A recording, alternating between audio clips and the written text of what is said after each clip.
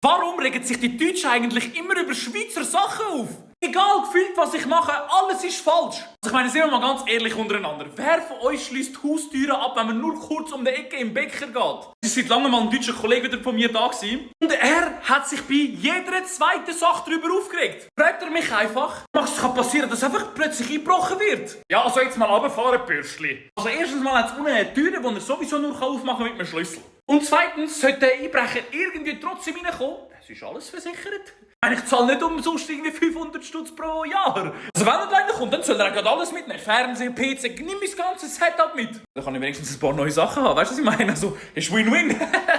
Genau das Gleiche ist es aber auch mit den Zeitungsbündeli. Sagt er mir einfach, Max, rührst doch einfach in den Kübel rein. Also am liebsten, ich sage dir ehrlich, ich hätte ihn rausgeschickt. Wirklich. Also erstens einmal, Bündeli machen muss gelernt sein, okay? Das geht nicht einfach Bündeli und ein kleines Schnürli drüber ziehen. Was hast du das Gefühl, wo wir da sind? Erstens mal hat er sich eine halbe Stunde über das Wort Bündeli lustig gemacht, weil wir ja alles wieder Li sagen. Bündeli, Also ich weiss nicht, macht das überhaupt noch irgendjemand? Also ich tue meine Zeitung noch bündeln. Gut, vielleicht bin ich da doch ein bisschen zu schweizerisch. Ich könnte es wirklich einfach in den Kübel werfen. Hey, aber bündeln ist bündeln. Gut, aber ich muss ehrlich sein, heutzutage mache ich es nicht mehr so viel. Ich lese jetzt auch nicht so viel Zeitung. Schreibt doch mal in den Kommentaren, wer von euch hat früher die ganze Zeit so Zeitung bündeln. Das war früher meine Strafe, wenn ich zu viel am Handy war.